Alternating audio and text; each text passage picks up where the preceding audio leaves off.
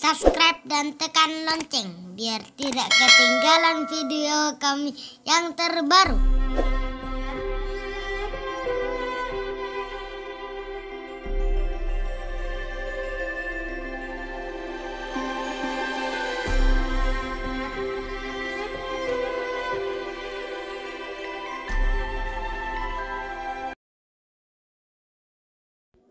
Dalam munajatnya, Ibnu Athaillah mengatakan, Antalladzi la ilaha gairuka ta'arrafta likulli syai'in fama jahilaka syai'un wa antalladzi ta'arrafta ilayya fi kulli syai'in fara'aituka zahiran fi kulli syai'in fa antad zahiru likulli syai'in.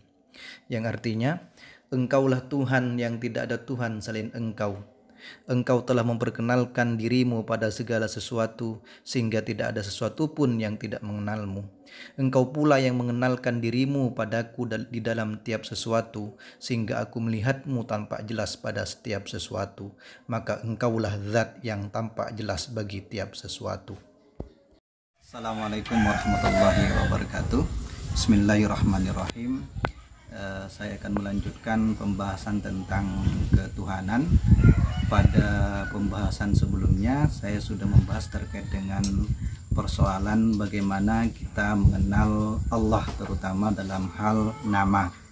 Nah, kemarin kita sudah membahas bahwa nama Allah itu adalah khusus, nama yang khusus dimiliki oleh Allah, tidak boleh dimiliki oleh yang lain. Hal ini sebagaimana yang disebutkan oleh Ibnu Katsir dalam kitab tafsirnya, bahwa Allah itu adalah huwa ismun la yusamma bihi gairuh tabaraka wa ta'ala, bahwa Allah itu adalah merupakan nama yang tidak boleh digunakan atau tidak boleh sesuatu itu menggunakan nama Allah selain daripada Allah. Jadi ini nama yang khusus yang hanya Allah yang memiliki. Itu terkait dengan persoalan nama Allah. Nah, dalam hal ini berarti kita harus yakin bahwa Allah itu adalah ada, dan adanya Allah tentunya berbeda dengan adanya yang lain. Keyakinan kita terhadap adanya Allah kalau dibahas secara filosofis ini akan menarik, kemudian kita kaitkan dengan persoalan ilmu tauhid, bahwa Allah itu ada dan kita wajib mengimani adanya Allah. Nah, dalam ilmu tauhid pembahasan terkait dengan adanya Allah ini kita akan membahasnya dalam persoalan akidah yang 50 atau yang lebih dikenal dengan akaid 50. Nah, akaid 50 ini bahwa sifat yang wajib bagi Allah itu adalah ada 20 sifat. Sifat yang pertama adalah sifat wujud. Persoalan sifat wujud bagi Allah ini kalau kita kaitkan dengan persoalan ketuhanan, maka kita akan berbicara tentang kebenaran adanya Allah sebagai Tuhan yang berhak disembah, bukan yang lain. Maka persoalan wujud bagi Allah ini menurut beberapa ulama ada yang mengatakan bahwa menurut Syekh Muhammad bin Umar bin Ibrahim Al-Mallali, bahwa adanya Allah atau wujud itu merupakan sifat dari zat yang maha tinggi. Seperti misalkan kita mengatakan zatullahi maujudatun, zat Allah adalah maujud. Ini sebenarnya untuk membedakan antara wujud dengan maujud. Walaupun misalkan nanti dikatakan bahwa wujud itu adalah ainul maujud, seperti yang dilanjutkan oleh beliau bahwa al-wujudu huwa ainul maujud. Sifat wujud Allah adalah melekat pada zat Allah itu sendiri. Seperti yang dicontohkan, adanya fulan atau adanya seseorang berarti maknanya zatuhu wa haqiqatuhu wa ainuhu wa nafsuhu. Berarti maknanya adalah zatnya, hakikatnya, ainnya, dan nafasnya. Karena menurut beliau bahwa semuanya bermakna satu dan wujud bukanlah sifat tambahan bagi zat. Kemudian ini diperkuat lagi oleh pendapatnya Imam Yusuf As-Sanusi bahwa wujud maknahu zahirun, bahwa wujud itu maknanya sudah jelas, namun dalam menghitung wujud sebagai suatu sifat berdasarkan mazhab Syekh Imam Al-Asy'ari ini merupakan penyesuaian. Sebab menurutnya bahwa wujud merupakan zat Allah itu sendiri, bukan selainnya, artinya bukan merupakan sifat tambahan. Wadzatu laisat bisifatin, dan zat Allah itu bukanlah suatu sifat. Namun ketika dalam pelafalan wujud dijadikan sifat bagi zat Allah dan dikatakan zat Allah itu adalah mawjud, maka secara umum wujud sah dihitung sebagai suatu sifat. Ini menurut pendapatnya Imam Yusuf As-Sanusi. Kemudian Syekh Nawawi Asy-Syafi'i juga berpendapat bahwa al-wujudu amrun i'tibari, bahwa wujud itu adalah perkara ungkapan atau pertimbangan yang diungkapkan oleh seseorang di dalam hatinya, bahwa ia memperkirakan adanya sesuatu itu dalam hatinya. Seperti misalkan yang dicontohkan, pakaian apabila ada di dalam sebuah koper kemudian dikeluarkan, maka pakaian itu disifati dengan ada yang tampak jelas terlihat. Maka menurut beliau sifat jelas ini bukanlah sifat yang bertambah pada pakaian, melainkan sesungguhnya akallah yang menganggap bahwa itu sifat yang bertambah pada pakaian. Pendapat ini telah dibenarkan oleh para ulama dari pendapat Imam Asy'ari, semoga Allah meridainya. Kemudian dalilnya adalah firman Allah Subhanahu wa taala di dalam Al-Qur'an surat Thaha ayat 14. Innani anallah la ilaha illa ana. Yang artinya sesungguhnya aku ini adalah Allah, la ilaha illa ana, tidak ada Tuhan yang berhak untuk disembah melainkan aku. Ini yang difirmankan Allah di dalam Al-Qur'an. Nah, dari penjelasan di atas kita yakin bahwa Allah sebagai Tuhan itu ada dan adanya tidak terbantahkan secara akal, karena adanya Allah itu adalah wajib adanya dan adanya Allah itu merupakan sifat yang tidak bisa dipisahkan dengan zat Allah. Nah, adapun bukti bahwa adanya Allah itu, Ibnu Athaillah berkata, syattana ini diartikan waqa'a baunun ba'idun, diartikan terjadi perbedaan atau ada jarak yang sangat jauh antara orang yang berpendapat bahwa adanya Allah menunjukkan adanya alam dan orang yang berpendapat bahwa adanya alam inilah yang menunjukkan adanya Allah. Orang yang berpendapat yang pertama, adanya Allah menunjukkan adanya alam, yaitu orang yang mengenal Allah sehingga menetapkan adanya sesuatu yang baru dari asal mulanya, yaitu menetapkan adanya sesuatu yang baru berasal dari adanya Allah Subhanahu wa ta'ala. Sementara orang yang berpendapat bahwa adanya alam semesta ini menunjukkan adanya Allah karena tidak adanya akses atau wasilah untuk sampai kepada Allah. Maka kata Ibnu Athaillah, famata ghabah hatta yustadalla alaih. Maka kapankah Allah itu gaib atau tidak ada sehingga memerlukan dalil untuk mengetahuinya. Wa mata ba'uda hatta takunal athar hiya allati tuwassilu ilaih. Dan kapankah Allah itu jauh sehingga membutuhkan jejak atau bukti untuk sampai kepadanya atau untuk membuktikan adanya Allah. Dalam munajatnya Ibnu Athaillah mengatakan, ilahi kaifa yustadallu alaika bima huwa muftakirun fi wujudihi ilaika.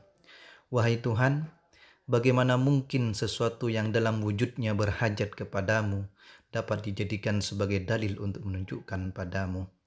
Atau kalau dalam bahasa sederhana kita bisa mengatakan, bagaimana mungkin alam semesta, adanya alam semesta ini tergantung dengan adanya Engkau wahai Allah dapat menjadi bukti untuk menunjukkan adanya Engkau. Kemudian dilanjutkan oleh Ibnu Athaillah, ayakunu li ghairika minad duhuri ma laysa laka hatta yakuna huwal mudhiru laka. Yang artinya, apakah ada sesuatu yang lebih terang daripada engkau sehingga ia dapat menjelaskan engkau. Kemudian kata Ibnu Athaillah, mata gibta hatta yuhtaja ila dalilin yadullu alaika. Kapankah engkau gaib atau tidak ada sehingga dibutuhkan petunjuk atau dalil yang dapat menunjukkan adanya engkau. Wa mata ba'utta hatta takunal atharu hiya allati tusilu ilaika. Dan bilakah engkau jauh sehingga benda-benda alam ini dapat sebagai perantara untuk sampai kepadamu.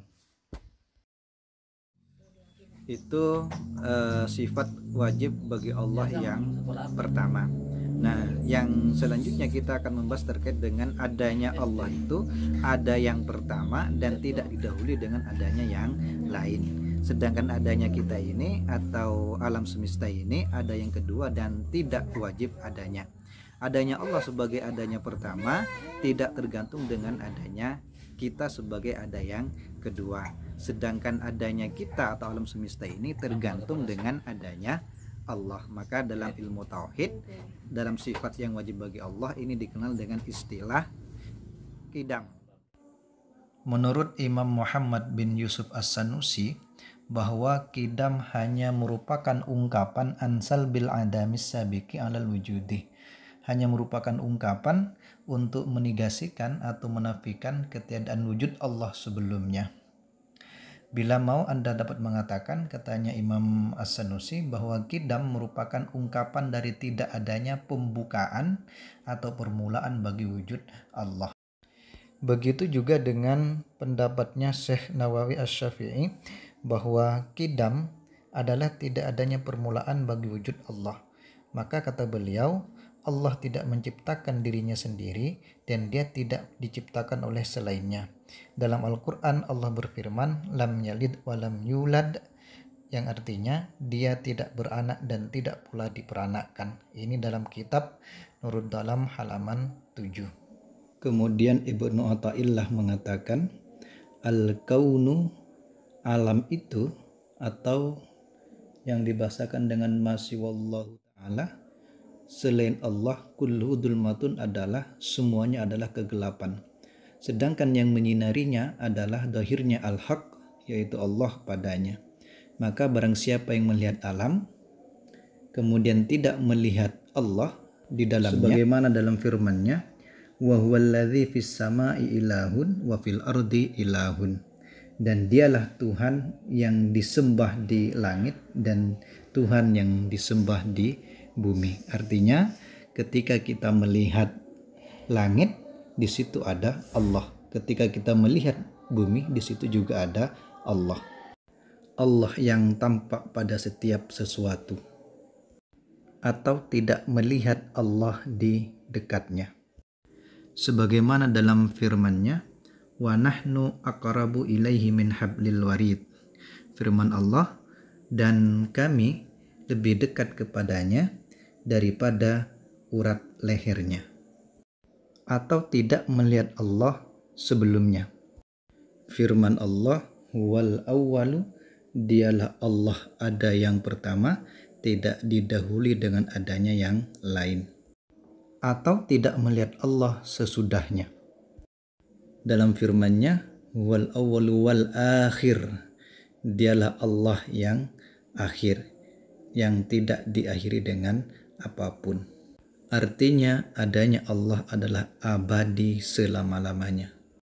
Jadi kata Ibnu Athaillah, kalau kita melihat alam ini kemudian tidak melihat Allah di dalamnya, tidak melihat Allah di dekatnya, tidak melihat Allah sebelumnya, dan tidak melihat Allah sesudahnya, maka sungguh ia telah disilaukan oleh nur cahaya ketuhanan dan tertutup baginya cahaya makrifat dengan tebalnya benda-benda alam ini. Itulah kata-kata indah Ibnu Athaillah. Nah, kemudian yang selanjutnya, yang ketiga, bahwa adanya Allah itu sebagai Tuhan yang wajib disembah haruslah kekal adanya, dan ini disebut dengan sifat baqa dalam ilmu tauhid. Baqa adalah, kalau qidam merupakan ungkapan untuk meniadakan ketiadaan wujud Allah sebelumnya, atau untuk mengungkapkan bahwa Allah tidak mempunyai permulaan, maka baqa adalah menurut Imam Muhammad As-Sanusi, baqa merupakan ungkapan dari menafikan ketiadaan yang terjadi setelah wujud. Kemudian kalau kita misalkan bisa mengatakan baka merupakan ungkapan dari tidak adanya batas akhir bagi wujud Allah. Kedua ungkapan ini menurut beliau adalah satu makna. Sebagian imam mengatakan bahwa makna baka bagi Allah Subhanahu wa taala adalah terus-menerusnya wujud Allah pada masa lalu dan masa mendatang tanpa batas. Dalam hal ini, maka Allah wajib mempunyai sifat qidam dan baka, karena berdasarkan firman Allah di dalam Al-Quran surat Al-Hadid ayat 3 yang berbunyi huwal awwalu wal akhiru wal zahiru wal batinu wa huwa bikulli syai'in alim, yang artinya dialah yang awal dan yang akhir, yang zahir dan yang batin, dan dia maha mengetahui segala sesuatu. Nah, sebagaimana yang dikemukakan oleh Ibnu Athaillah, kemudian Ibnu Athaillah mengatakan kanallahu wala syai'a ma'ahu wa huwal an ala ma alaihi kana. Sebelum adanya makhluk, katanya Ibnu Athaillah, telah ada Allah dan tidak ada sesuatu apapun bersama adanya Allah, dan dia kini atau sekarang sebagaimana adanya semula. Artinya bahwa adanya Allah tidak didahului oleh apapun, dan adanya sekarang serta selanjutnya tetap seperti adanya yang semula dan tidak diakhiri dengan apapun. Allah ada selama-lamanya, tidak ada permulaan bagi adanya Allah, dan tidak ada batasan pada akhirnya karena adanya Allah tidak berakhir. Itu pembahasan terkait dengan sifat baka Allah dalam sifat wajib yang nomor 3. Kemudian sifat yang wajib bagi Allah yang nomor 4 itu adalah bahwa adanya Allah pasti berbeda dengan adanya manusia dan alam semesta beserta isinya. Dalam ilmu tauhid disebut dengan mukhalafatul hawadis. Menurut Imam As-Sanusi bahwa tidak ada satupun makhluk yang menyamai Allah secara mutlak, tidak sama dalam zat, sifat maupun perbuatannya. Ini dalam kitab Syarah Ummul Barahin halaman 14. Dengan demikian, maka menurut Syekh Nawawi Asy-Syafi'i bahwa Allah itu bukan daging, tulang, tidak tinggi, tidak pendek, dan tidak pula sedang. Allah adalah zat yang tidak satupun sifat-sifat makhluk padanya, dan tidak sama sedikit pun segala apa yang terlintas dalam hatimu, katanya Syekh Nawawi Asy-Syafi'i, dari sifat-sifat makhluk. Janganlah engkau membenarkan bahwa sesungguhnya dalam diri Allah ada sesuatu dari sifat-sifat makhluk. Zatnya sama sekali tidak mempunyai tempat tertentu. Dia tidak berada di dalam dunia dan juga tidak berada di luarnya. Artinya Allah tidak mempunyai ruang dan waktu. Kemudian Allah berfirman, walam yakullahu kufuwan ahad, dan dia tidak seorang pun yang setara dengannya. Kemudian dalam ayat yang lain Allah berfirman, laisa kamitslihi syai'un, tidak ada sesuatu pun yang serupa dengan dia. Kemudian lanjut Syekh Nawawi Asy-Syafi'i bahwa sesungguhnya Allah berbeda dari makhluk dalam segala sisi. Dengan itu kata beliau, maka Allah Subhanahu wa taala bukan berbeda dari makhluk pada satu sisi dan ada kesamaan pada sisi yang lain. Allah Maha Suci dari yang demikian itu. Ini dalam kitab Nurul Dalam halaman 7-8. Terkait dengan persoalan sifat yang wajib bagi Allah yang nomor 4. Kemudian yang selanjutnya sifat yang wajib bagi Allah yang nomor 5 itu dikenal dengan istilah qiyamuhu binafsihi. Adanya Allah tidak membutuhkan yang lain. Dalam ilmu tauhid ini dikenal dengan istilah qiyamuhu binafsihi. Menurut Syekh Nawawi Asy-Syafi'i bahwa Allah tidak butuh zat atau unsur yang lain untuk berdiri, seperti berdirinya benda dengan bantuan atau perantara elemen-elemen atau unsur-unsur yang lain, dan Allah tidak butuh pada yang mengadakan. Oleh karena itu Allah ada tanpa membutuhkan sesuatu yang lain, sebagaimana adanya makhluk membutuhkan adanya Allah. Hal ini disebabkan karena wujudnya Allah adalah zatnya. Ini dalam kitab Nurul Dalam halaman 8. Kemudian bukti yang ada di dalam Al-Quran adalah Allahus Samad, yang artinya adalah Allah adalah Tuhan yang bergantung kepadanya segala sesuatu. Ini artinya menurut Syekh Al-Malali bahwa selain Allah atau makhluk adalah butuh kepada Allah, Tidak diragukan lagi bahwa semua makhluk butuh kepada Allah sejak awal sampai akhir, atau makhluk butuh kepada Allah selama-lamanya. Dalam kitab Matan Syarah Ummul Barahin halaman 59. Kalau Allah itu adanya, Allah tidak membutuhkan kepada adanya yang lain, sementara makhluk ini adalah butuh terhadap adanya Allah. Karena memang makhluk itu bergantung dengan adanya Allah, dan Allah tidak bergantung dengan adanya makhluk. Itu Ibnu Athaillah mengatakan, la tarfa'anna ila ghairihi hajatan huwa muriduha alaika. Yang artinya, janganlah meminta suatu kebutuhan selain kepada Allah, sebab Ia sendiri yang menurunkan atau memberikan kebutuhan itu padamu. Kemudian lanjut Ibnu Athaillah, fa kaifa yarfa'u ghairuhu ma kana huwa lahu wadi'an. Maka bagaimanakah sesuatu selain Allah akan dapat melenyapkan sesuatu yang diletakkan oleh Allah? Atau dalam bahasanya As-Sindi, apakah selain Allah kuasa seperti kuasanya Allah sehingga mampu untuk melenyapkan apa yang Allah letakkan kepadanya?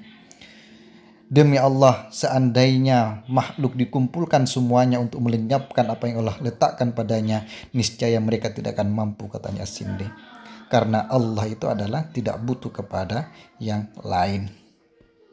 Kemudian lanjut Ibnu Athaillah, man la yastati'u ay yarfa'a hajatan an nafsihi fa kaifa yastati'u ay yakuna laha an ghairihi rafi'an. Barang siapa yang tidak dapat menghilangkan kebutuhan dirinya sendiri, maka bagaimanakah ia akan dapat melenyapkan kebutuhan yang ada pada orang lain. Ini kata-kata Ibnu Athaillah dalam kitab Syarh Al-Hikam Al-Athaiyah halaman 35. Kemudian dalam munajatnya Ibnu Athaillah mengatakan, ilahi kaifala aftakiru wa antal ladzi fil faqri aqamtani. Wahai Tuhanku, bagaimana aku bisa tidak akan butuh sementara Engkau telah menempatkan aku dalam kefakiran. Kemudian As-Sindi menjelaskan, antal ghaniyul mutlaq wa anal faqirul mutlaq.